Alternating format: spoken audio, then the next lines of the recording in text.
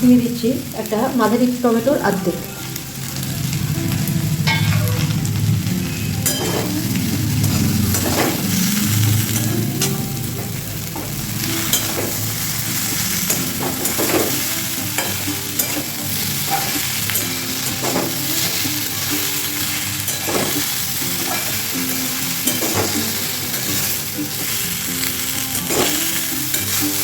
একটু টমেটোর কাঁচা গন্ধটা চলে যাক।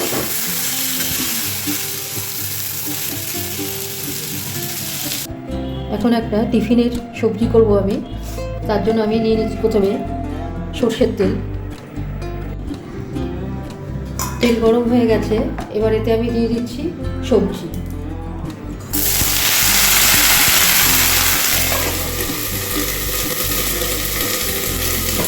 এখানে আমি নিয়েছি 3টে পটল, 1 টুকরো কুমড়ো, আর নিয়েছি একটা বড় ফুলকপির অর্ধেক।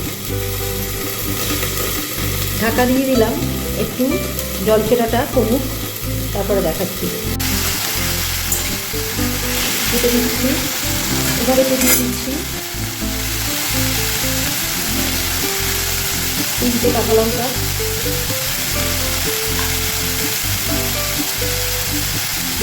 আর 1 চামচ কালো জিরে। আরও দেবো, কিছু দেবো দেখাবো। হলুদ দিয়ে দেবো এখন।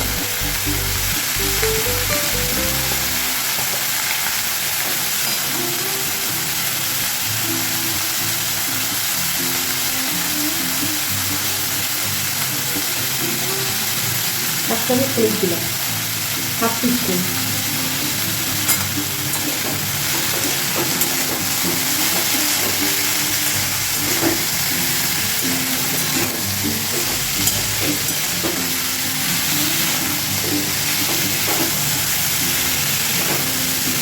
আবার এটা ঢাকা দিয়ে কিছুক্ষণ ভেজে নেবো। এখনই আমি নুন দিচ্ছি না, কারণ কুমড়ো আছে তো, কুমড়োগুলো কিন্তু তাড়াতাড়ি করে গলে যাবে। ঘাটো ঘাটো করে দেবে, একদম ঘেটে দেবে ভাজাটাকে।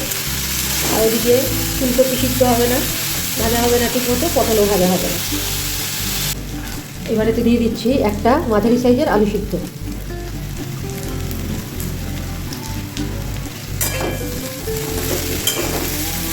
আলুটা যেহেতু সিদ্ধ করা, সেই জন্য পরে দিলাম।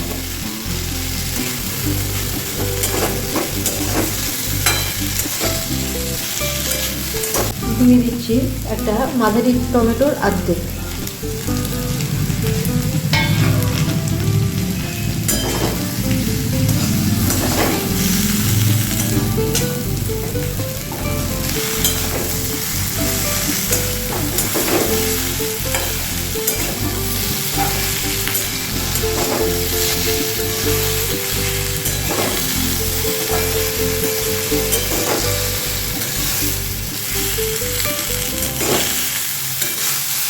একটু টমেটোর কাঁচা গন্ধটা চলে যায়।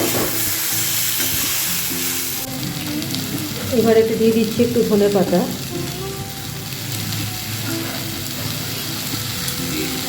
ধনে পাতাকে একটু ভেজে নিয়ে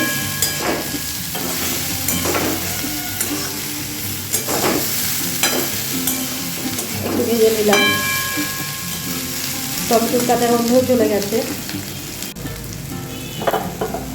এবার এতে দিয়ে দিচ্ছি সামান্য একটু জল।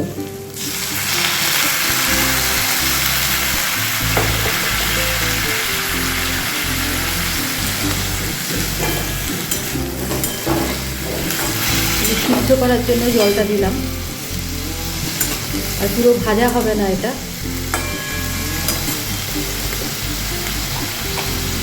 এবার এতে দিয়ে দেবো নুন, আন্দাজ মতো নুন।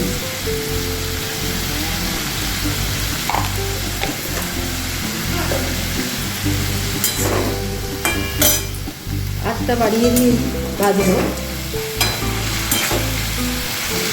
ঢাকা দিয়ে দিচ্ছি।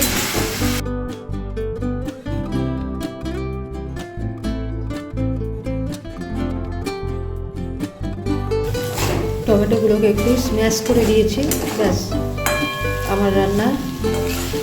এটা রুটি, পরোটা, লুচি, যা কিছু ইচ্ছার সাথে খেতে পারেন। ভাতের সাথেও খাওয়া যায়, ডাল ভাতের সাথে, বা শুধুও খুবই ভালো লাগে। গ্যাস বন্ধ করে দিলাম। একটু ধনেপাতা আবার ছড়িয়ে দিচ্ছি, নেড়ে নেবো। ব্যাস, মিক্স ভেজ আমার রেডি টু সার্ভ। আমার mix veg ready to serve. কালকে আবার অন্য কিছু নিয়ে ফিরে আসছি। ভালো থাকবেন, ধন্যবাদ।